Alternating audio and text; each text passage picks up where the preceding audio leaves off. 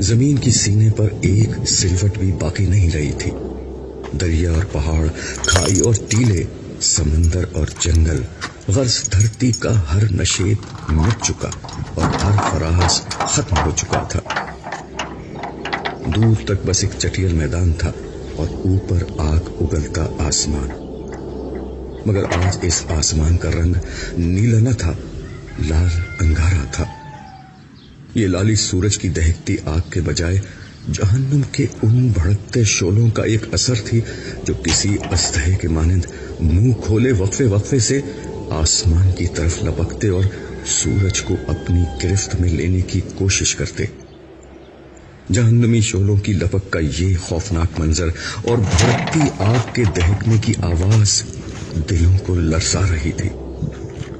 لرزتے ہوئے یہ دل مجرموں کے دل تھے، یہ غافلوں، متکبروں، ظالموں، قاتلوں اور سرکشوں کے دل تھے، یہ زمین کے فرعونوں اور جباروں کے دل تھے، یہ اپنے دور کے خداؤں اور زمانے کے ناخداؤں کے دل تھے، یہ دل ان لوگوں کے تھے جو گزری ہوئی دنیا میں ایسے جیے جیسے انہیں مرنا نہ تھا، مگر جب مرے تو ایسے ہو گئے گویا کبھی دھرتی پر بسے ہی نہ تھے۔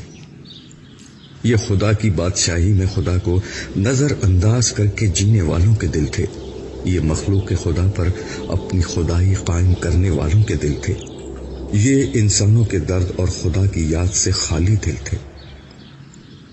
سو آج وہ دن شروع ہو گیا جب ان غافل دلوں کو جہنم کے بھڑکتے شعلوں اور ختم نہ ہونے والے عذابوں کی غذا بن جانا تھا۔ وہ عذاب جو اپنی بھوک مٹانے کے لیے پتھروں اور ان پتھر دلوں کے منتظر تھے۔ آج ان عذابوں کا یوم العید تھا کہ ان کی ازلی بھوک مٹنے والی تھی۔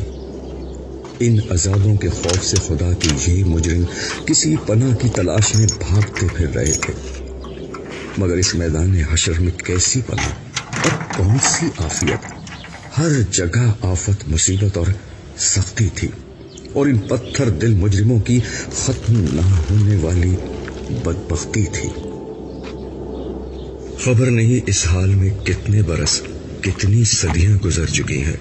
یہ حشر کا میدان اور قیامت کا دن ہے، نئی زندگی شروع ہو چکی ہے، کبھی ختم نہ ہونے کے لیے۔ میں بھی حشر کے اس میدان میں گمسم کھڑا خالی آنکھوں سے سب کچھ دیکھ رہا ہوں۔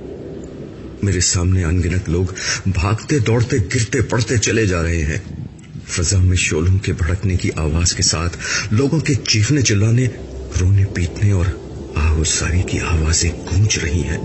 لوگ ایک دوسرے کو برا بھلا کہہ رہے ہیں، گالیاں دے رہے ہیں، لڑ جھگڑ رہے ہیں، الزام تراشی کر رہے ہیں، آپس میں گتھم گتھا ہیں۔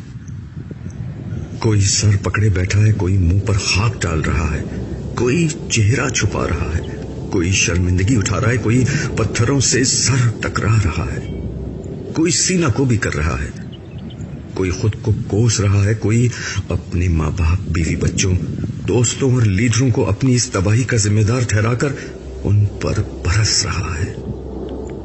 ان سب کا مسئلہ ایک ہی ہے، قیامت کا دن آ گیا ہے، اور ان کے پاس اس دن کی کوئی تیاری نہیں۔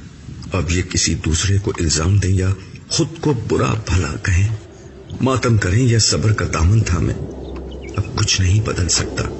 اب تو صرف انتظار ہے کائنات کے مالک کے ظہور کا، جس کے بعد حساب کتاب شروع ہوگا اور عدل کے ساتھ ہر شخص کی قسمت کا فیصلہ ہو جائے گا۔ یک ایک آدمی میرے بالکل قریب چلایا، اس سے تو موت اچھی تھی، اس سے تو قبر کا گڑھا اچھا تھا۔ میں ارد گرد کی دنیا سے بالکل کٹ چکا تھا کہ یہ چیخ نما آواز مجھے سوچ کی وادیوں سے حقیقت کے اس میدان میں لے آئی جہاں میں بہت دیر سے گمسم کھڑا تھا۔ لمحہ بھر میں میرے ذہن میں ابتدا سے انتہا تک سب کچھ تازہ ہو گیا۔ اپنی کہانی، دنیا کی کہانی، زندگی کی کہانی، سب فلم کی ریل کی طرح میرے دماغ میں گھومنے لگی۔ اس بھیانک دن کے آغاز پر میں اپنے گھر میں تھا۔ اس گھر کا محل وقوع خارجی دنیا کے کسی شخص کو سمجھایا نہیں جا سکتا۔ ایک ظاہر بھی نظر کے لیے یہ گھر قبر کا ایک تاریک گڑھا، مگر دراصل یہ آخرت کی دنیا کا پہلا دروازہ تھا، وہ دروازہ جسے اندر سے نہیں کھولا جا سکتا۔